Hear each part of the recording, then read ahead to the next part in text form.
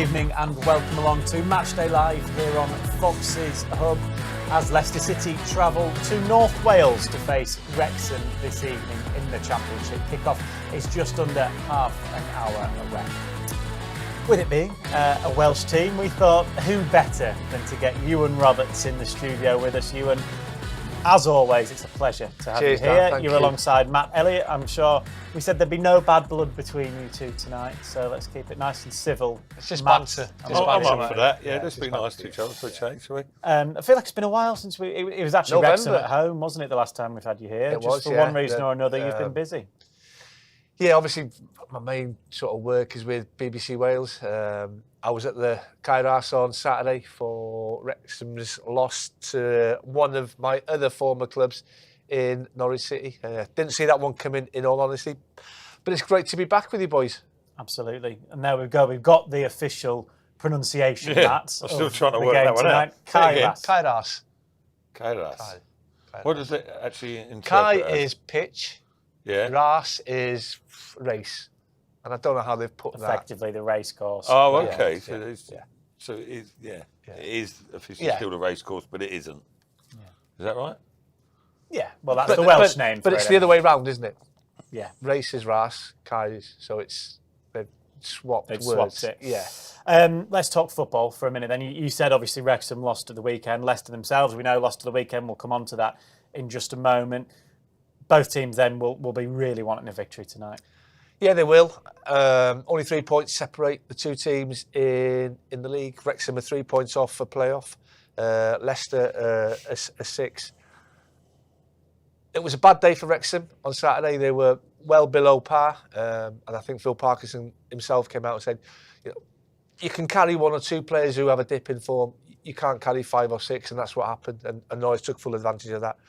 Obviously, I wasn't at the Coventry Building Society Arena, I think it's called. That's a mouthful, isn't it? But I've seen a good chunk of the highlights. After Cae Ras. So what is that in Welsh? And the first half, I thought Leicester looked superb. Could have been 3-0 up at half time and game over. Really good first half performance. Coventry got back into it in the second half. 2 disappointing goals to concede, and the late goal that gave Coventry the 3 points would have been a hard one to take, but a really good first half performance. Can I just say, talking about things going back to front,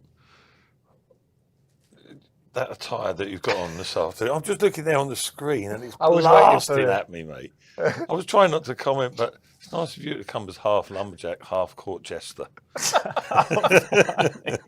But anyway. I think you look great. Thank you, Dan. Thank you, Dan. There's contrast, Let's swerve away from Iwan's attire now and go on to tonight's team news up at the Cae Ras in Wrexham.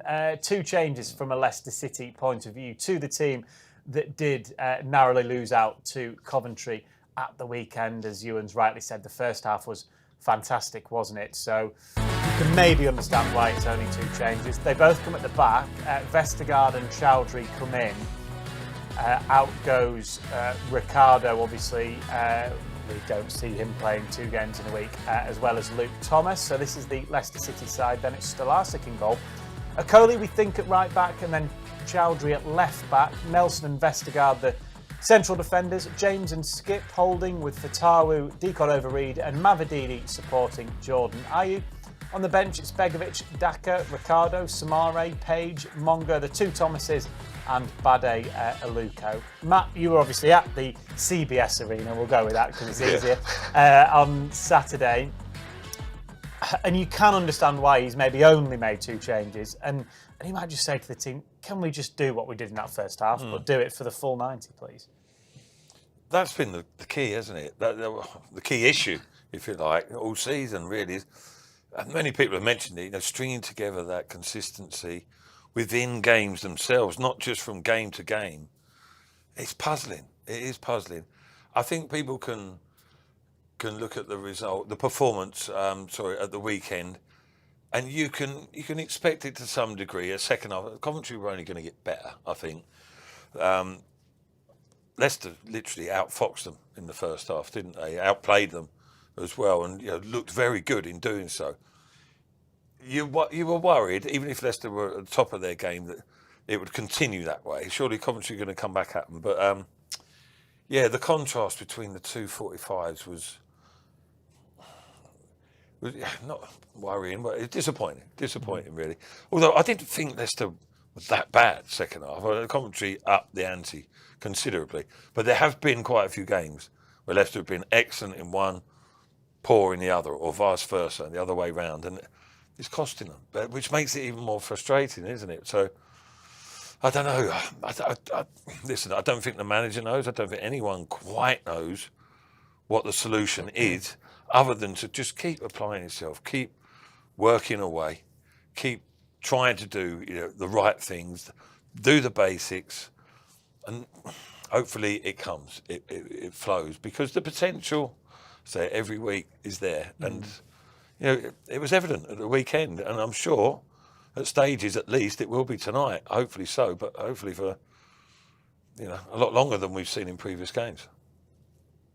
Yeah, obviously, why it's difficult to put your finger on, and no one knows why. There is a little bit of a discrepancy between maybe a first half performance and a second, albeit the other way around. I think actually against Wrexham when you were last here, and it was similar. Leicester were really good in the first half. Wrexham got back into the game. That game finished 1-1, and there was a little run where there was a few of those here at King Power Stadium earlier in the season. And Portsmouth was I wasn't at the game, the Derby away game. I mean, 3-0 up after, half an hour? Absolutely dominated the game. And I don't think it's a conscious thing. I don't think the lads take the foot off the pedal thinking the game's done and dusted, it's all over. I don't think they're that naive. If it was sort of happening at the start of the season, sort of 3, 4, 5, 6 games in, you might say, is it a fitness thing? Are the lads getting tired? But I don't think that's the case either, because we're over halfway into the season. Coventry had a good side, Dan, so I can understand, and as Matty said, they were never going to be as poor in the second half as they were in the first half. They were poor in the first half because Leicester were at it and made them look poor, and probably should have won the game at half time. I said the defensive issues are a massive concern for me. I mean, you look at the statistics with clean sheets, and I'm not going to run through them all. I haven't kept a clean sheet in 20 games. I think it's August. I think it's Charlton away since the last clean sheet away from home. Only Sheffield Wednesday have conceded more goals than Leicester, and that's why they're not in the top 6. I don't think scoring goals, even though they haven't got a Jamie Vardy in the side, is going to be a problem for this Leicester, because they're contributing from all over the pitch. They just need to sort of be more consistent in their defensive performance, because that's why they're 6 points off the playoffs. That's why they are in the position they are in the league, and I think that's why again there's changes been made to the back four. Yeah, let's look at some positives, Matt, from Saturday, and I guess the goal is the first place and the easiest place to go. We'll look at some chances in a moment, but the goal itself, again, is classic Jordan James. We know how good he is, but it's another good team goal, and we've seen a few of these recently. Yeah, it's beautifully constructed, isn't it? Decordova-Reid again at the heart of it. A lot of Leicester's successes, opportunities, stroke goals, come down that right-hand side. Decordova-Reid, James, Fatawu, in whatever order, linking up.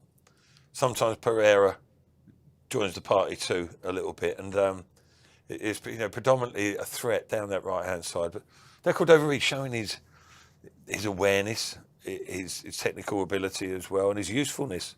Again, in that number 10 position, he drifts into little positions, links up well, and has got a good eye for a pass. And Jordan James, as ever, willing to make those runs and penetrate break lines, etc. And more often than not, he finishes well. And excellent goal. And there were 2, 3, 4 instances that you just touched upon that we might see in a bit that Leicester can look at and use as encouragement up against a decent side like Coventry.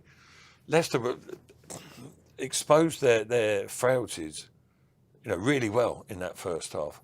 They adjusted things a little bit in the second and just applied more pressure all round. But it was so clear and evident to see every time Leicester went forward, they looked a threat. And a little bit tidier on the finishing. As Ewan says, the game could have been done and dusted at half time. And we mentioned it, saying, "Oh, are they going to regret that? Those missed opportunities?" And as it turned out, they did. But I said, at the weekend, and I sort of backtrack a bit on it. I wouldn't say it was an enjoyable defeat. I don't think there's ever such a thing. But I thought there was quite a bit to be pleased about with how Leicester played. I didn't think it was a little bit worrying. They got rattled a bit by Coventry, but not overly. I didn't think. I thought even in the second half they had their moments. But here we are again. Big spaces between the fullbacks and centre halves on both sides of the pitch, particularly down that left-hand side of Coventry's. Jordan James recognised that, just kept bombing in there, drifting in there at other times, stretching them at others. And, there was a multitude of opportunities for Leicester in that first 45. And here's one in the second half. It wasn't all one-way traffic. That was that the right option? I don't know. We see you in there sort of shaking your head a little bit. It was a wicked strike by Fatawi, but the slot pass to Daka was on there.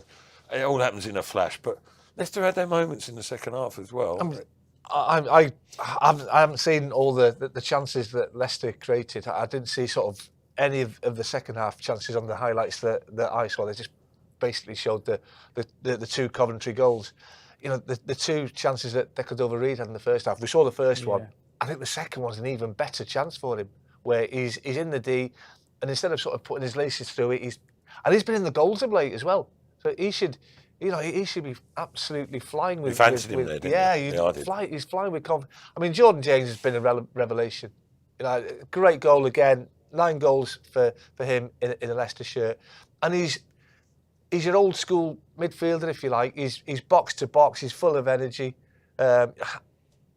That's the goal against Wrexham at the King Power that I was at. He gets himself in such good areas. I mean, he can play just behind the centre forward, but I think he's better where he is now, next to another midfielder. And don't sort of take anything away from his game. He loves getting in the box. The timing of his runs are superb. And he's got the calmness and the composure when he gets in those. I mean, what a fantastic strike that is.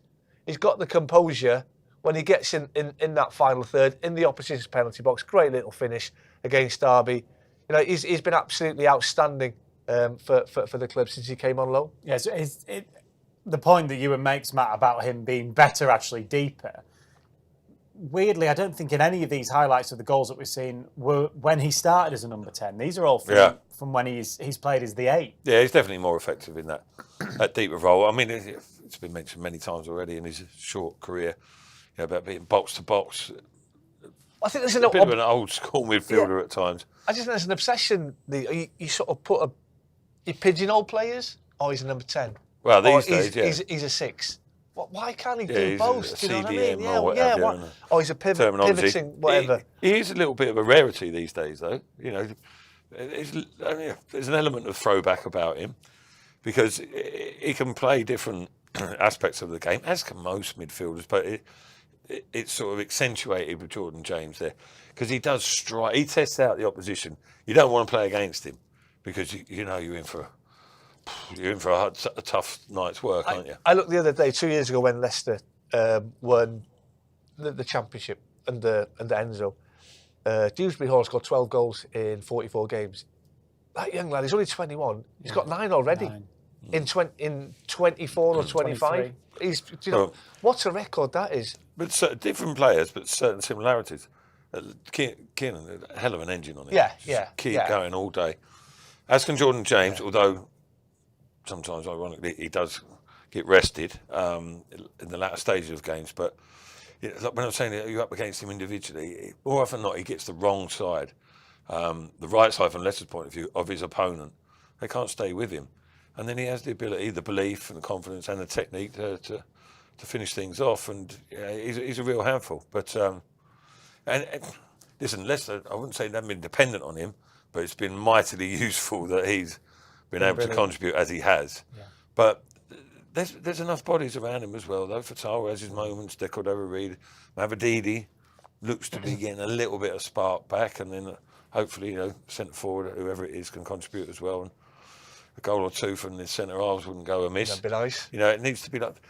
But I think, like you, Ewan, for me, the concern is more, or the problem is more maintaining that focus, that concentration is all I can put it down to, really, because they've shown they can defend. They defended really well first half against Coventry under a little bit of pressure, but it was a good tactical plan. They looked good on the counter, but in the second half it was just little bits. Sometimes if you don't, you think, oh, I won't really get there and like close down the wide man and stop that cross coming in. I've done it before. This time I might. Oh, it's in the back of the net. You know, you've got to be so disciplined everywhere you go, right across the pitch. You know, as soon as you switch off for a little while, especially against the better sides, even in this league, it counts. It costs you. Let's hear from Jordan James. Then we've been singing his praises, seeing all his goals this season. He spoke after the game at the CBS Arena, looking ahead to this clash with Wrexham, as well as referencing his first goal in Leicester colours against Wrexham.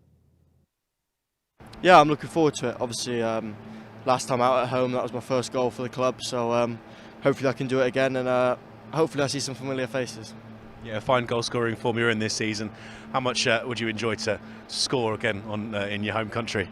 Yeah, I'm really confident at the moment. Obviously scoring goals, playing well, and hopefully that carries on. Yeah, it'd be lovely to do it there, obviously, but look, I just want the best for the team. As long as we win the game, I don't care if I score or not.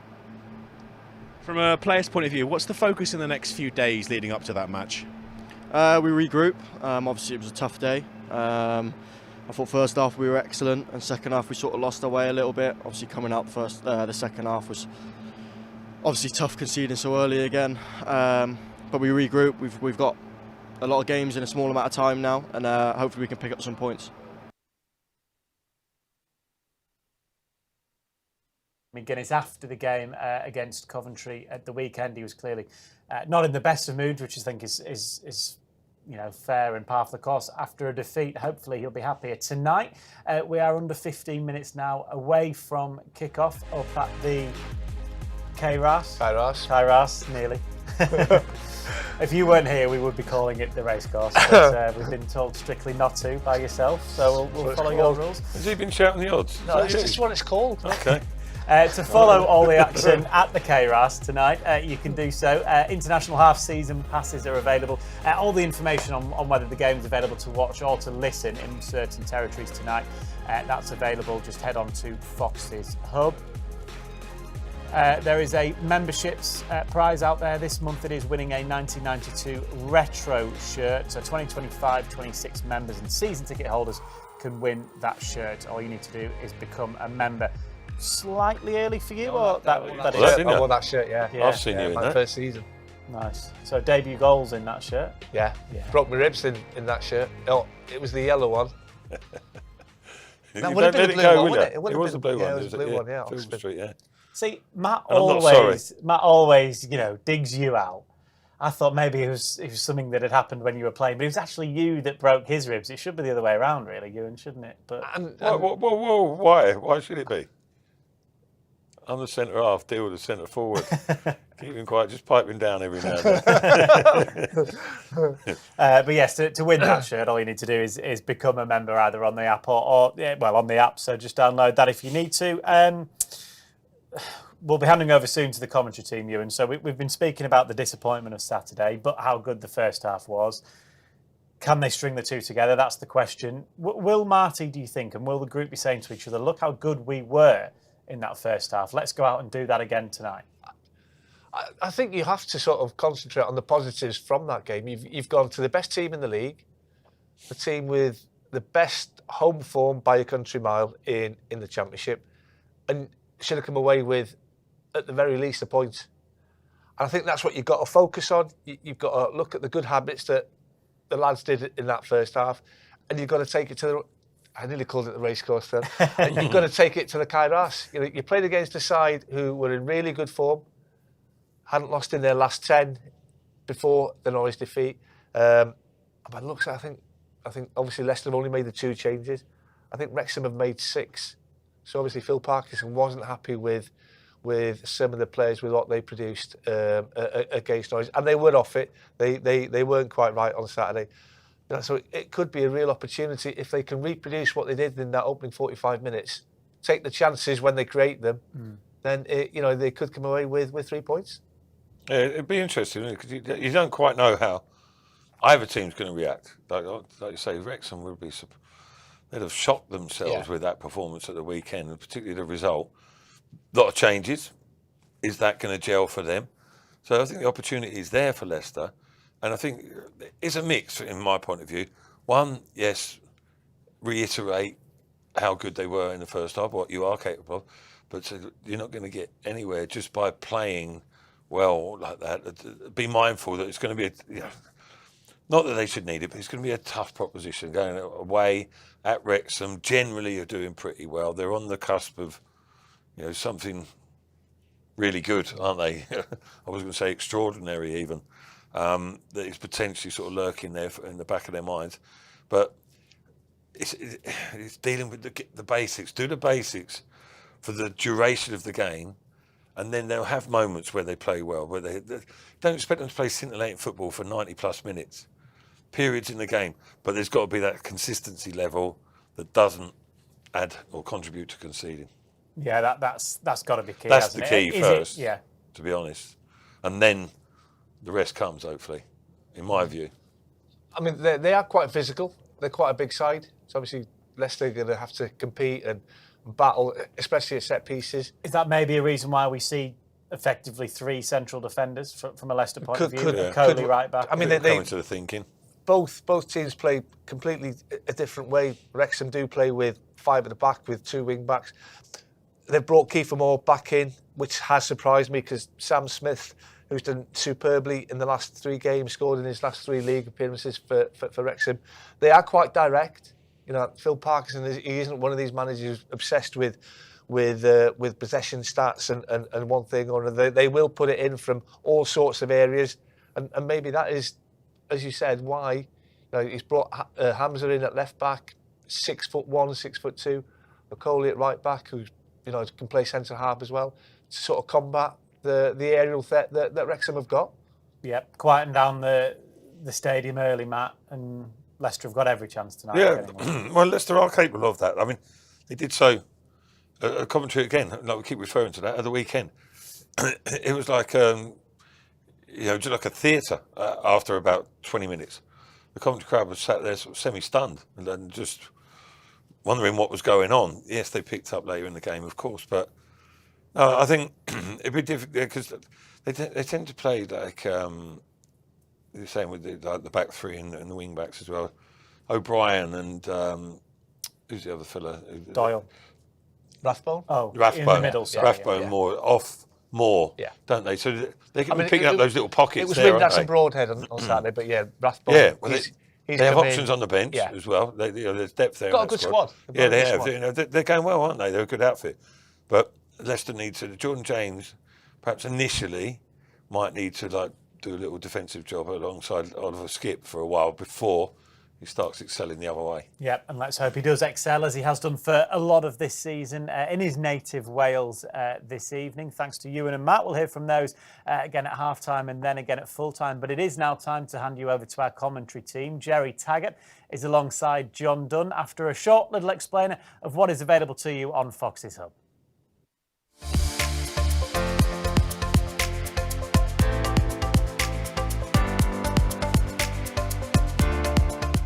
If you are watching on lcfc.com, just sit back and relax.